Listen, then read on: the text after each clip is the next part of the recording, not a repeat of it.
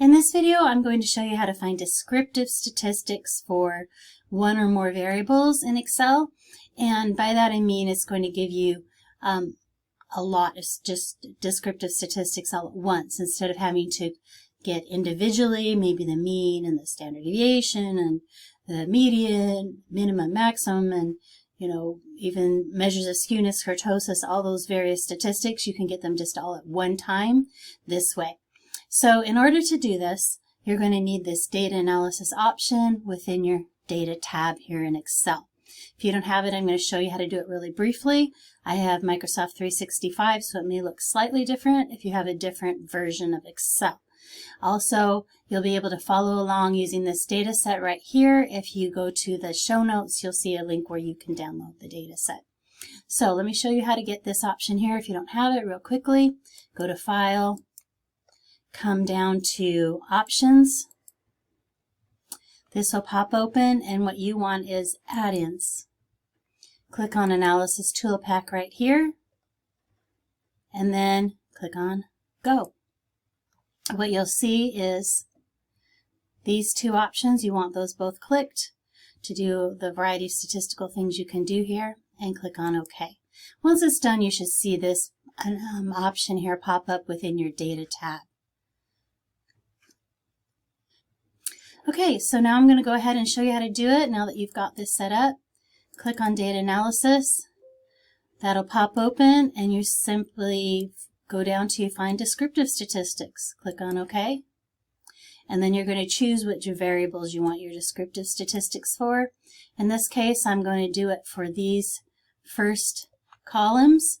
These represent 20 Likert scale type items, fictional data. And I'm going to tell it I have labels in the first row because I've got labels here, otherwise I'll get an error.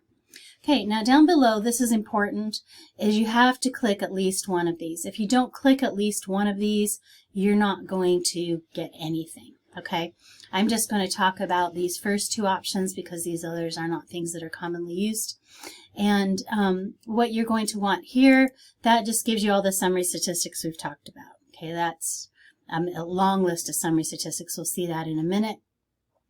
This one here, if you click on this confidence level for the mean, what that gives you is basically the margin of error around the mean.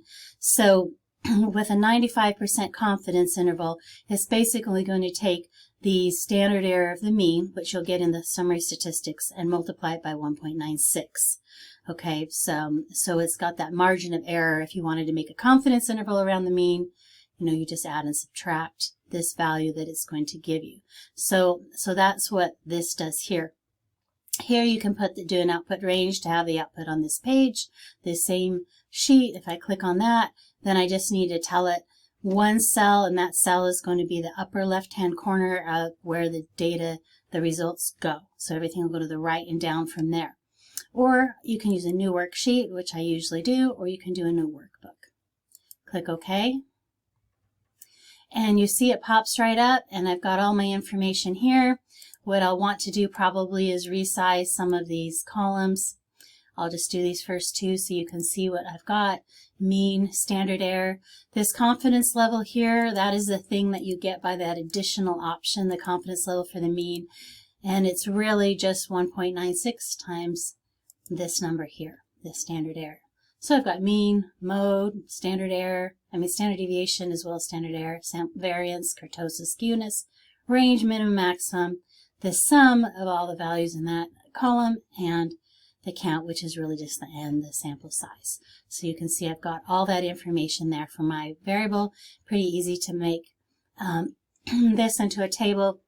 A little bit clumsy because it's got this same information repeated. If I wanted to make a table, I'd have to do a little bit of cleaning up here, if it was going to be a publishable table or something like that. But that's the basics of how you find the descriptive statistics really quickly for a lot of variables in Excel.